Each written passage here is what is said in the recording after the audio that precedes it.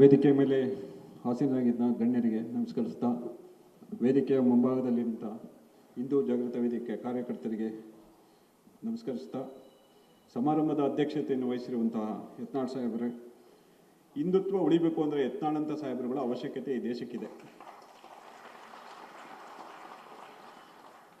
ಏಕೆಂದರೆ ಸನಾತನ ಧರ್ಮ ಇವತ್ತು ಅಳಿವಿನ ಅಂಚಿನಲ್ಲಿದೆ. ಅದನ್ನು ಪ್ರಶ್ನೆ ಮಾಡೋಂಥವ್ರು ಯಾರೂ ಇಲ್ಲ. ಈಗ ಅಂಥವ್ರ ಅವಶ್ಯಕತೆ ಈ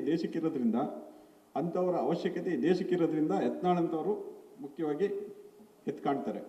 ಆ ನಿಟ್ಟಿನಲ್ಲಿ ಇದು ಅವಶ್ಯಕತೆ ಇದೆ. ಈಗ ಅನ್ಯ ಧರ್ಮದವರು ಡಾಕ್ಟರ್ಸ್ ಆಗಿದ್ದಾರೆ, ಅಂಥವರೆಲ್ಲ ಏನು ಮಾಡ್ತಿದ್ದಾರೆ, ಬಾಂಬ್ ಬ್ಲಾಸ್ಟ್ ಮಾಡೋದು ಅಂಥದ್ರಲ್ಲಿ ನಿರತರಾಗಿದ್ದಾರೆ.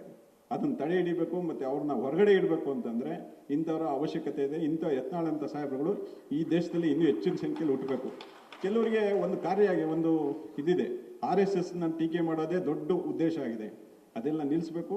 ಆ ನಿಟ್ಟಿನಲ್ಲಿ ಯತ್ನಾಳ್ ಸಾಹೇಬರು ಈ ರಾಜ್ಯದ ಮುಖ್ಯಮಂತ್ರಿ ಆಗಲಿ ಅಂತ ಆಶಿಸ್ತಾ ನಾನು 2 ಮಾತು ಮುಗಿಸ್ತೇನೆ.